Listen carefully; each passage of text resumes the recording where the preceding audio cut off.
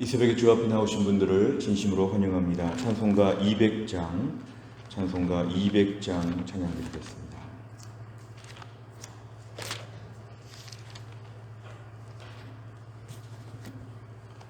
찬송가 200장입니다.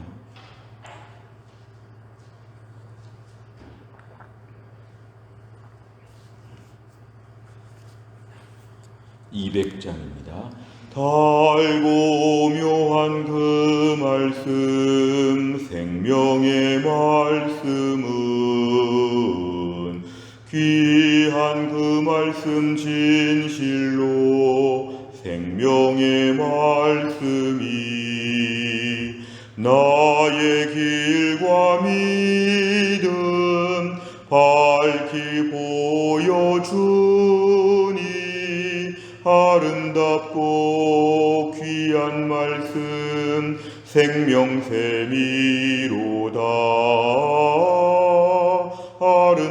아름답고 귀한 말씀 생명샘이로다. 귀한 주님의 말씀은 내 노래 되도다. 모든 사람을 살리는 생명의 말씀을 값도 없이 받아 생명길을 가니 아름답고 귀한 말씀 생명샘이로다.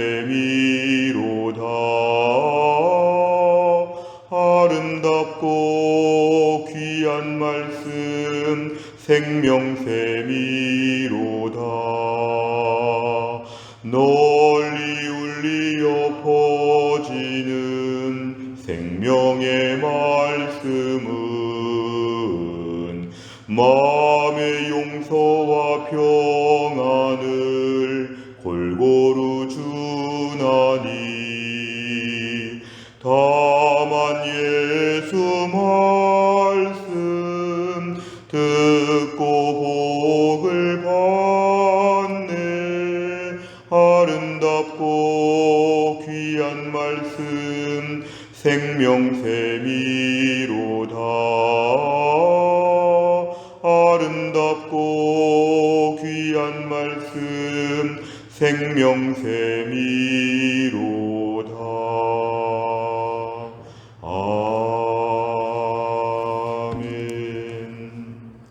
하나님 말씀은 에스라 7장 1절부터 10절입니다. 구약성경 에스라 7장 1절부터 10절의 말씀, 페이지로는 719페이지가 되겠습니다. 719페이지 에스라 7장 1절부터 10절입니다.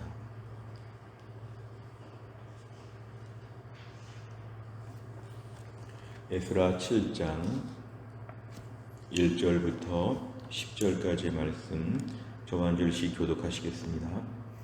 이 일 후에 바사왕 아닥사스다가 왕위에 있을 때에 에스라라 하는 자가 있으니라.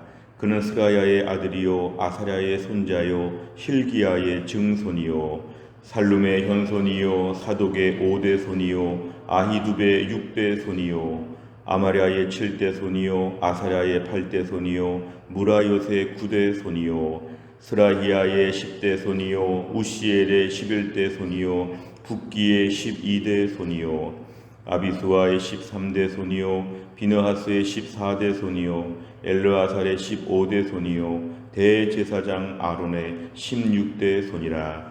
이 에스라가 바벨론에서 올라왔으니 그는 이스라엘의 하나님 여호와께서 주신 모세의 율법에 익숙한 학자로서 그의 하나님 여호와의 도우심을 입음으로 왕에게 구하는 것은 다 받는 자이더니 아닥사스다 왕 제7년에 이스라엘 자손과 제사장들과 레위 사람들과 노래하는 자들과 문지기들과 느디님 사람들 중에 몇 사람이 예루살렘으로 올라올 때에 이 에스라가 올라왔으니 왕의 제7년 5째 달이라. 첫째 달 초하루에 바벨론에서 길을 떠났고 하나님의 선한 손의 도우심을 입어 다섯째 달 초하루에 예루살렘에 이르니라. 에스라가 여호와의 율법을 연구하여 준행하며 율례와 규례를 이스라엘에게 가르치기로 결심하여 썼더라. 아멘. 오늘 에스라서에서 이제 드디어 에스라가 등장하고 있습니다. 오늘 에스라가 등장하는 것은 이제 2차 포로 귀환 시기를 우리에게 보여주고 있습니다. 1차 포로 귀환 때 스룹바벨이 와서 예루살렘의 성전을 재건하였다면 이제 2차 포로 귀환 때는 에스라가 함께 와서 이제 나라를 말씀으로 회복하는 그러한 차원이 펼쳐집니다. 1차 성전 귀환 때는 성전 건축이라고 하는 하드웨어의 건축물을 지었다면 2차 포로 귀환 때는 에스라가 말씀 중심으로 소프트웨어적인 내면을 말씀으로 채운다, 말씀으로 회복된다, 이런 것을 이제 에스라가 담당하게 됩니다. 오늘 1절에 보니까 이제 이 일 후에 그랬는데 이것은 6장과 7장 사이에 지금 많은 간격이 있다는 것을 우리에게 보여주고 있습니다. 1차 포로 귀환에 관한 모든 것이 다 마무리가 되고 2차 포로 귀환의 시기를 말하면서 아닥사스다 왕이 있을 때다. 그리고 에스라가 있었는데 1절부터 오늘 5절까지가 그의 족보를 다 보여줍니다.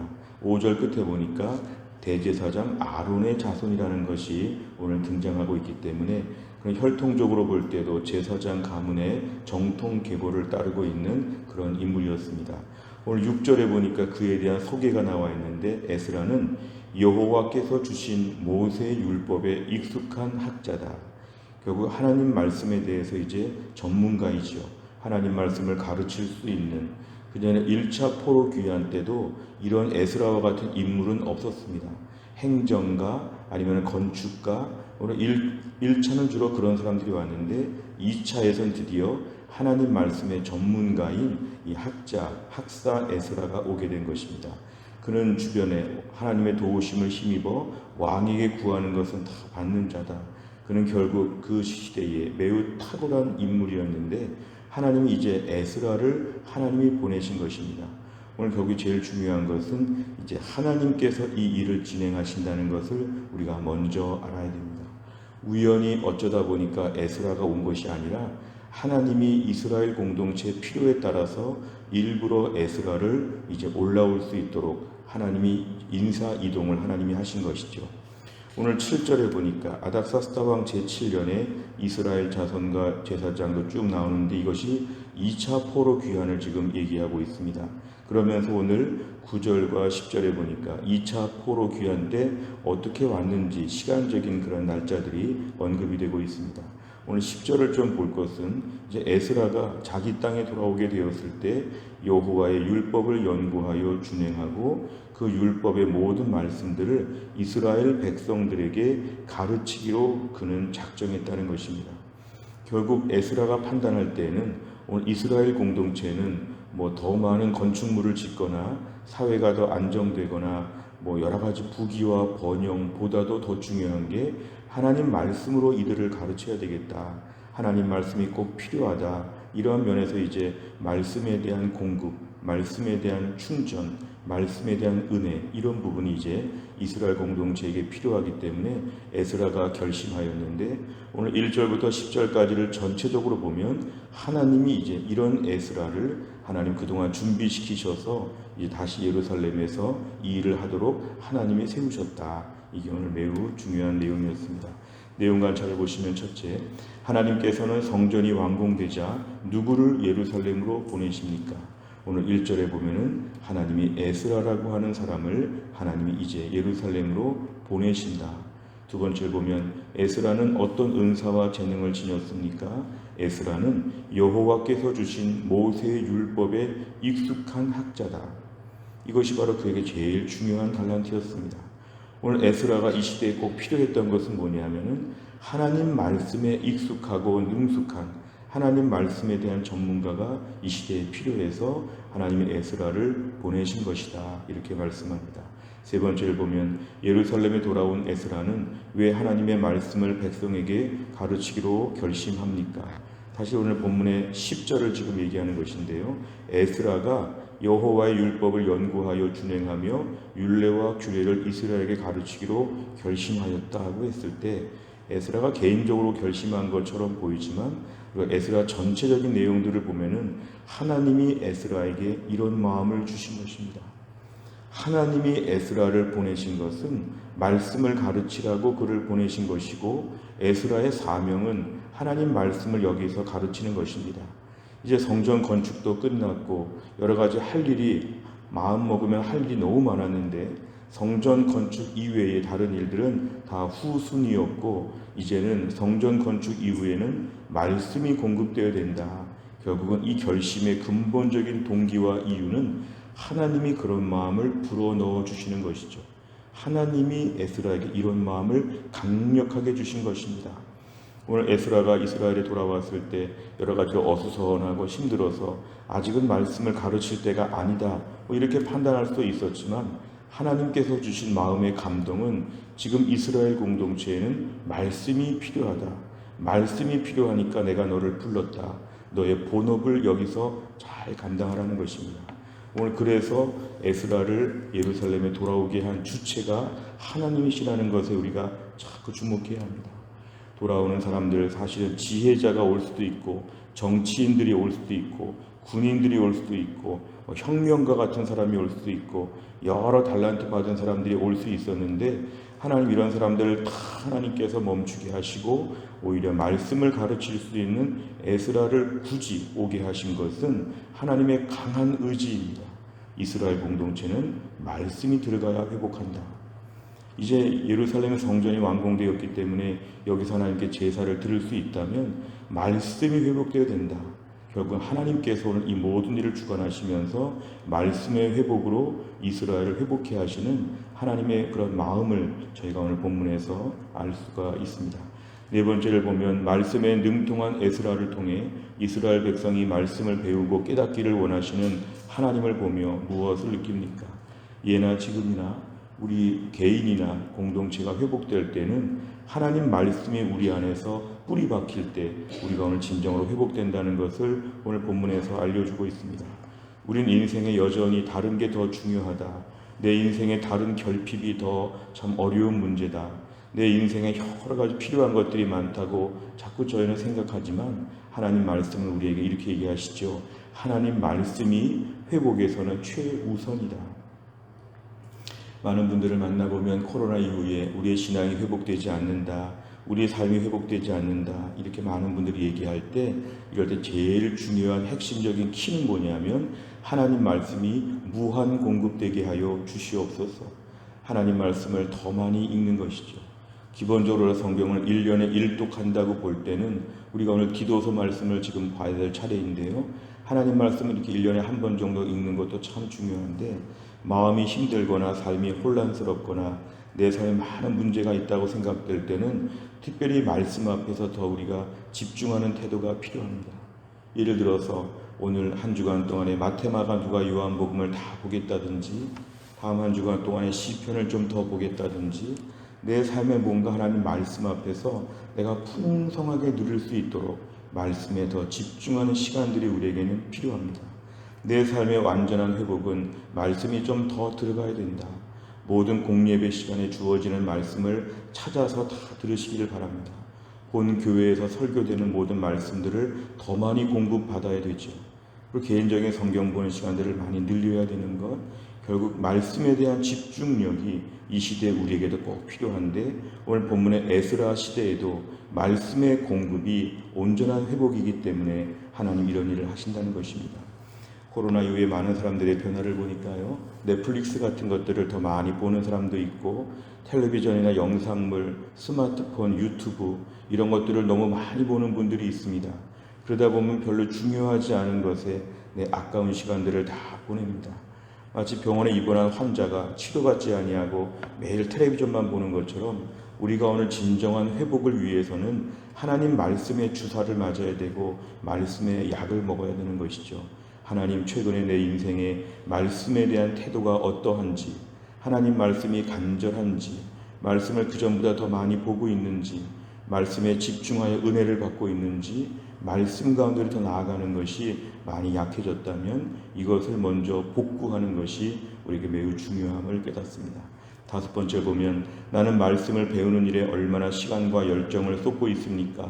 내게 주신 은사와 재능에 따라 하나님 나라와 공동체를 위해 온전히 헌신하기 위해서 무엇을 결단하겠습니까? 결국 오늘도 하나님 말씀에 대한 공급은 시간과 비례합니다. 내가 오늘도 시간을 들여야 합니다. 내가 일정한 시간을 들여서 오늘 성경을 꾸준히 읽는 거 굉장히 중요한 일입니다. 오히려 성경과 관련된 다른 책보다도 오히려 성경 본문을 읽는 것이 참 필요합니다. 하나님 말씀이 내 안에 얼마나 들어오고 있는가. 내 삶의 모든 결핍은 말씀의 충전으로 채워질 수 있다. 하나님 말씀을 기도하고 읽고 매일 노트에다가 어디까지 봤는지를 기록하고 하나님 말씀을 꾸준히 읽고 정리하다 보면 하나님 말씀에는 능력이 있어서 관절과 골수를 찔러 쪼개는 하나님의 능력이 우리의 삶에 개입하게 되면 우리 삶의 새날이 열려지게 될 것입니다. 무엇보다 우리의 삶에 오늘도 에스라와 같은 그런 마음의 태도가 필요합니다. 내 삶에 하나님 말씀을 더 공급받게 하여 주시옵소서. 우리 교회 공동체와도 목회자를 비롯한 우리 순장님들과 장로님들이 에스라와 같은 결심을 하는 게 필요합니다. 다른 사람을 돕되 말씀으로 도와야 되겠다. 하나님 말씀으로 누군가를 도울 수 있는 지도자들이 교회 안에 많이 세워지는 것이 매우 필요합니다. 또한 나를 살면서도 말씀의 능력을 의지하고 말씀으로 부요하고 우리 모두가 말씀으로 기뻐할 수 있는 그런 또 한 날 될 수 있기를 주의 이름으로 축원합니다. 기도하겠습니다. 하나님 아버지 감사합니다. 오늘도 이 새벽에 하나님이 저희를 깨우셔서 하나님 앞에 나와서 첫 시간을 바치며 기도하게 하심을 감사합니다. 오늘 본문의 말씀을 통하여 이제 하나님께서 2차 포로 귀환을 통하여 에스라를 보내시는 것들을 보았습니다. 이제 이스라엘 공동체에 이제 무엇보다 말씀이 필요해서 말씀을 전하는 에스라를 통해서 공동체를 하나님이 회복시켜 주시는 하나님의 놀라운 계획을 저희가 보았습니다. 옛날이나 지금이나 결국은 말씀을 통한 진정한 회복이 있다는 것을 저희가 다시 한번 알게 되었습니다. 내 삶이 여러 가지 불안정하고 어수선하고 힘든 부분들이 많이 있는데 정작 말씀에 집중하지 못하고 다른 것에 마음을 빼앗기고 시간을 다 허비하고 말씀의 결핍이 장기화되었던 저희들을 용서하여 주시고 오늘도 하나님 말씀을 펴서 하나님 말씀을 읽고 말씀 읽다가 눈물 흘리고 말씀 듣다가 눈물 흘릴 수 있는 신실한 말씀의 사람, 믿음의 사람 되게 하여 주시기를 원합니다. 내 인생에 어려운 일이 많다고 할 때에 하나님 말씀 속에서 은혜 주실 것들을 믿고 말씀이 우리의 삶에 큰 능력임을 기억하여 말씀 붙잡고 살 수 있도록 하나님이 함께하여 주시옵소서. 하나님 아버지, 오늘 신동아 장로님이 오늘 경추 수술을 합니다. 10시부터 1시까지 3시간 동안의 수술을 위해서 오늘 하루 종일 중요한 시간입니다. 76세 장로님이 전신마취하여 오늘 그 경추에 대한 수술을 할 때 이 어렵고 힘든 수술을 하나님이 붙잡아 주시어서 완벽한 수술이 되게 하여 주시고 한 일주일 정도 병원에 있으면서 완벽하게 회복되어 퇴원하실 수 있도록 하나님이 함께하여 주시고 이번에 장로님을 고치사 남은 인생 더 주를 위해 헌신하며 신실하게 교회를 섬기실 수 있도록 우리 신동아 장로님 하나님께서 붙잡아 주시옵소서. 또 한 날도 하나님 아버지 김혜은 권사님과 유동혁 성도님과 신효순 권사님과 한재율 집사님을 비롯하여 교회 안의 모든 약한 분들을 하나님이 고쳐주시고 오늘도 기도 제목 가지고 주님 앞에 엎드리는 주의 백성들 하늘의 능력과 은혜로 하나님께서 채워 주시옵소서. 한날의 일정을 주님께 의지하오며 예수님의 이름으로 기도하옵나이다. 아멘. 오늘 기도한 대로 신동아 장로님 충남대병원에서 오전 10시부터 3시간 정도 경추 수술하십니다. 오늘 수술이 잘 될 수 있도록 기도해 주시기를 바랍니다. 우리가 목요일마다 기도하는 100대 기도 제목은 지역사회와 다음 세대를 위해서 기도합니다. 57번부터 70번까지 오늘 꼭 기도해 주시기를 바랍니다. 주기도문 하겠습니다. 하늘에 계신 우리 아버지여, 이름이 거룩히 여김을 받으시오며 나라의 임하옵시며 뜻이 하늘에서 이룬 것 같이 땅에서도 이루어지이다. 오늘날 우리에게 일용할 양식을 주옵시고 우리가 우리에게 죄 지은 자를 사하여 준 것 같이 우리 죄를 사하여 주옵시고 우리를 시험에 들게 하지 마옵시고 다만 악에서 구하옵소서. 대개 나라와 권세와 영광이 아버지께 영원히 있사옵나이다. 아멘.